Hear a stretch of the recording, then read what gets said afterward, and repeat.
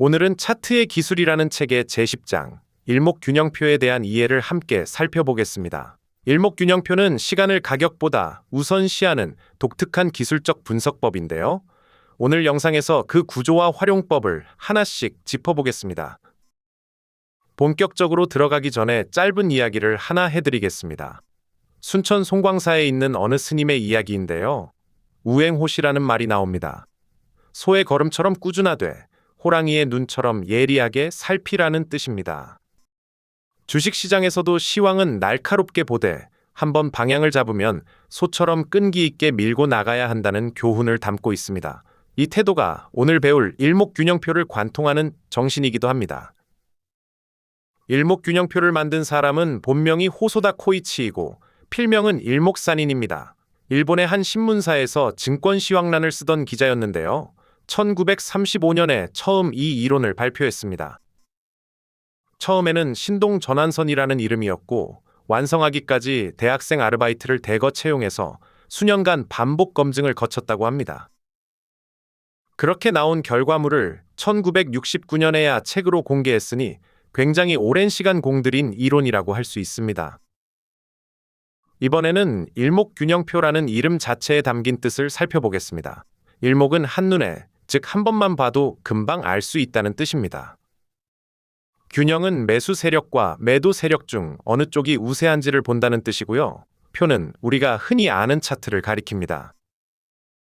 그래서 5개의 선 가운데 대부분을 평균이 아니라 중간값으로 계산하는데 이는 시세의 중심을 정확히 짚기 위해서입니다. 일목균형표를 서양의 엘리어트 파동이론과 비교해보면 재미있는 차이가 보입니다. 엘리어트 파동이론은 2, 3, 5, 8, 13처럼 피보나치 수열을 기본 뼈대로 삼는데요. 일목균형표는 9와 17과 26이라는 일목산인이 직접 관찰해서 얻은 숫자를 기본으로 삼습니다. 더 근본적인 차이는 서양 분석이 가격을 중심에 두는 반면 일목균형표는 시간 자체를 주식이라고 볼 만큼 중요하게 여긴다는 점입니다. 이제 일목균형표를 실제로 구성하는 5개의 선을 정리해 보겠습니다. 화면에 순서대로 정리해 두었는데요. 전환선은 최근 9거래일의 중간값으로 단기 흐름을 보여줍니다. 기준선은 최근 26거래일의 중간값으로 중기 흐름을 보여줍니다. 후행스팬은 오늘 종가를 26일 전 자리에 그어놓은 선이고요. 선행스팬 1과 2는 각각 단기와 장기 균형값을 26일 앞으로 미리 그려놓은 선입니다. 이 5선이 서로 어떻게 얽히는지가 앞으로 볼 내용의 핵심입니다. 화면의 그래프를 보시면 방금 설명드린 5개의 선이 실제 차트 위에 모두 표시되어 있습니다. 검은 굵은 선이 기준선과 전환선이고 파란 선이 후행스팬, 그리고 오른쪽으로 갈수록 미리 그려진 선행스팬 1과 2가 보이시죠? 이렇게 5선이 겹쳐진 모습이 일목균형표의 기본 골격입니다.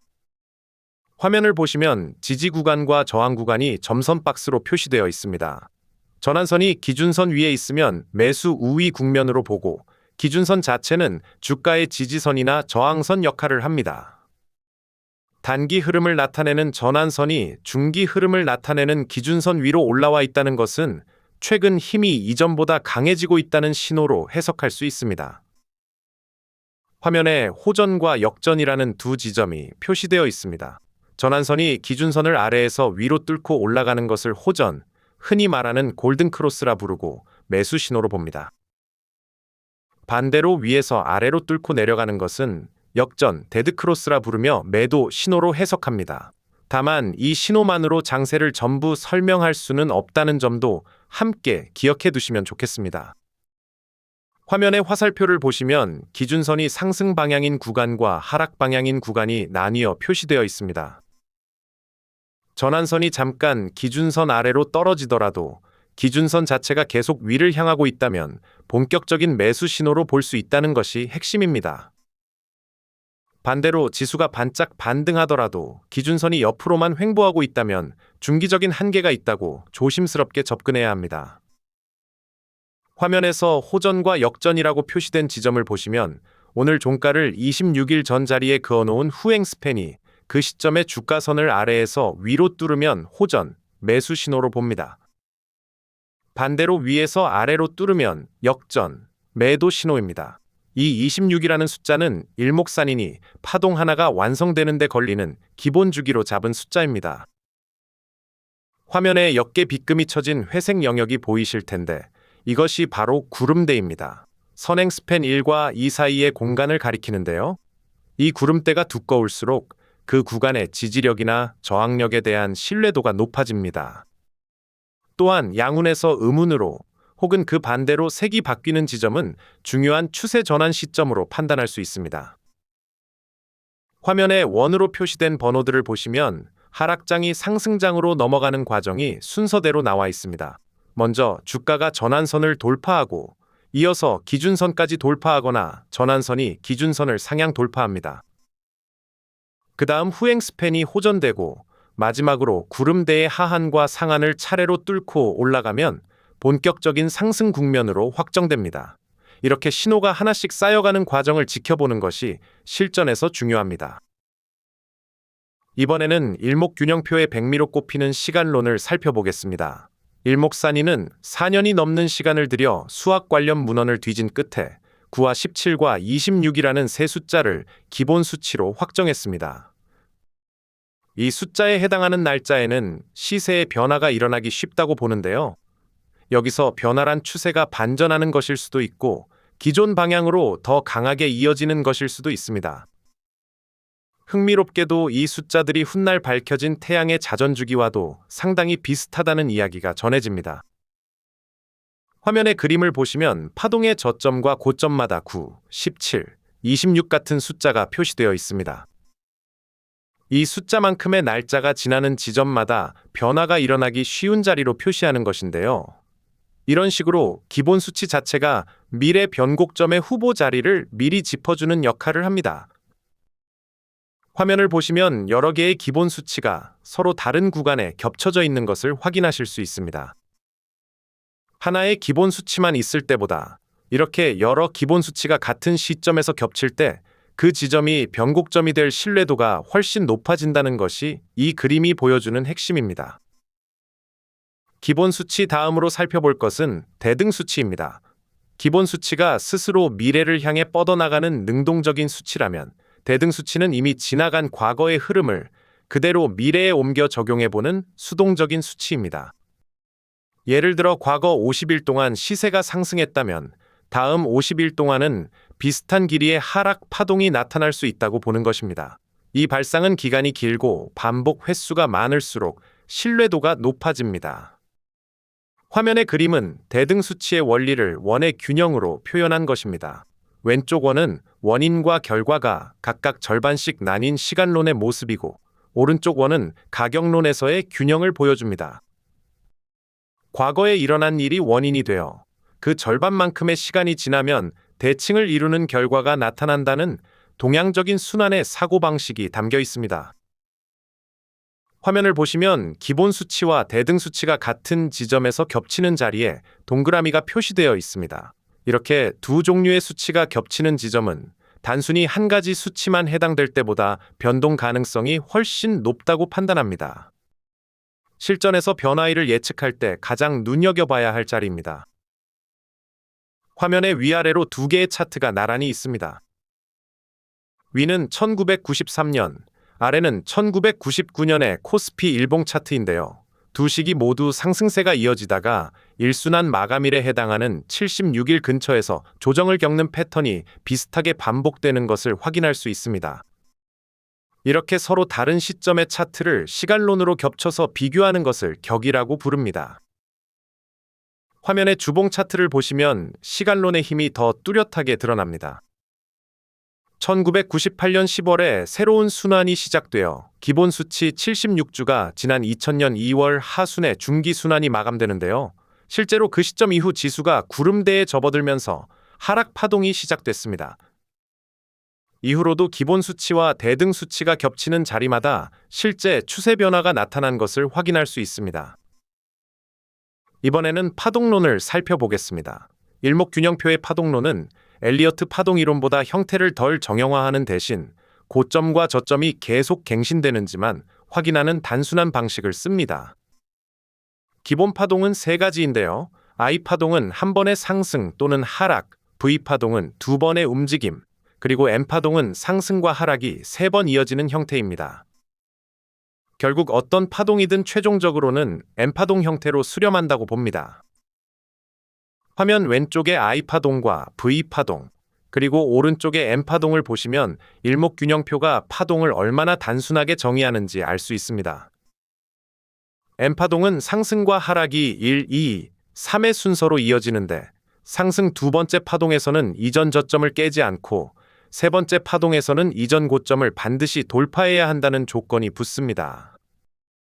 화면의 두 그림을 보시면 위쪽은 P파동, 아래쪽은 Y파동입니다. P파동은 고점은 낮아지고 저점은 높아지면서 폭이 점점 좁아지는 모양이고 Y파동은 반대로 고점과 저점이 점점 벌어지는 모양입니다. 두 파동 모두 추세의 끝자락에서 나타나는 중간 과정으로 실제 파동 수를 셀 때는 계산에서 제외한다는 점이 특징입니다. 이번에는 가격폭 관측론입니다. 시간론과 파동론을 바탕으로 목표가를 가늠해보는 계산식인데요. 크게 네 가지가 있습니다. 화면에 정리한 것처럼 V 계산치는 직전 하락폭만큼 되돌리는 목표가이고 N 계산치는 첫 상승폭이 다음에도 똑같이 반복된다고 보는 목표가입니다. 이 계산치는 상승폭을 정점 위에 한 번 더 쌓는 방식이고 NT 계산치는 처음부터 지금까지의 전체 상승폭을 다시 더하는 방식으로 실전에서는 아주 드물게 나타납니다. 화면의 그림을 보시면 B가 지점에서 C 지점까지 내려간 폭을 그대로 위로 되돌린 지점이 V 계산치입니다. 오른쪽 예시처럼 상승 파동에서도 똑같은 방식으로 이번에는 아래쪽으로 되돌리는 계산이 가능합니다. 화면의 그림에서는 A에서 B까지의 첫 상승폭이 C 지점 이후에도 똑같은 크기로 반복된다고 보고 목표가를 계산합니다. 실제 고점과 저점이 나타나는 방식 가운데 상당수가 EN 계산식에 해당한다고 알려져 있습니다. 화면의 그림을 보시면 A에서 B로 오른 폭을 다시 B 지점 위에 그대로 얻는 방식입니다. 지질학적으로 층이 쌓이는 모습에 비유해서 2층배라는 이름이 붙었는데요. 첫 상승 뒤에 조정을 거치고 다시 비슷한 크기로 오르는 패턴에서 자주 쓰입니다. 화면의 NT 계산치는 앞서 본 세 가지 계산식 가운데 가장 드물게 나타나는 유형입니다. 출발점인 A 지점부터 C 지점까지의 전체 상승폭을 다시 C 지점에 더하는 방식인데 V 계산치로는 상승폭이 너무 작고 N이나 E 계산치로는 너무 클 때 등장한다고 이해하시면 됩니다. 화면 왼쪽은 S 구성점입니다. 상승 파동의 정점을 찍은 뒤 조정이 오더라도 직전 고점을 크게 깨지 않고 버텨준다면 이후 반등할 때 전고점을 다시 뚫고 올라갈 가능성이 높다고 봅니다. 오른쪽은 배반치인데 머리 어깨형처럼 대칭을 이루는 패턴에서 하락 이후 반등폭이 이전 반등폭과 같은 크기로 나타나는 현상을 가리킵니다. 이제 형보론으로 넘어가겠습니다. 형보는 원래 일목균형표와는 별개로 만들어진 개념인데 함께 살펴보면 판단에 도움이 됩니다. 양봉이 계속 이어지는 것을 양년, 음봉이 계속 이어지는 것을 음년이라 부르는데 일목균형표의 형보에서는 최소 닷새 이상 이어질 때 의미를 둡니다. 다만 닷새 연속 양봉이 나왔다고 해서 곧바로 매수를 확정하는 것은 아니고 그 직전까지의 흐름과 함께 살펴야 한다는 점을 기억해 주시면 좋겠습니다. 화면의 코스닥 지수 차트를 보시면 2000년 3월 고점 이후 하락 추세가 이어지는 과정에서 여러 차례 양년과 음년이 번갈아 나타납니다.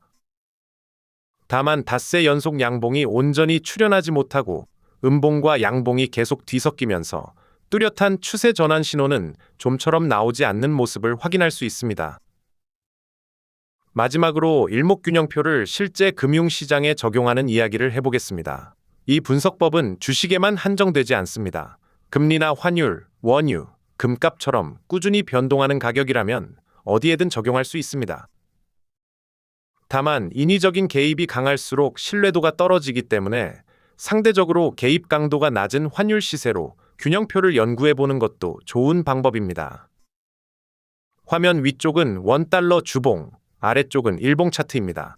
주봉에서는 구름대라는 저항 밴드를 상향 돌파한 이후 구름대 자체가 점차 고점을 높여가며 지지선 역할을 강화하는 모습을 볼 수 있습니다.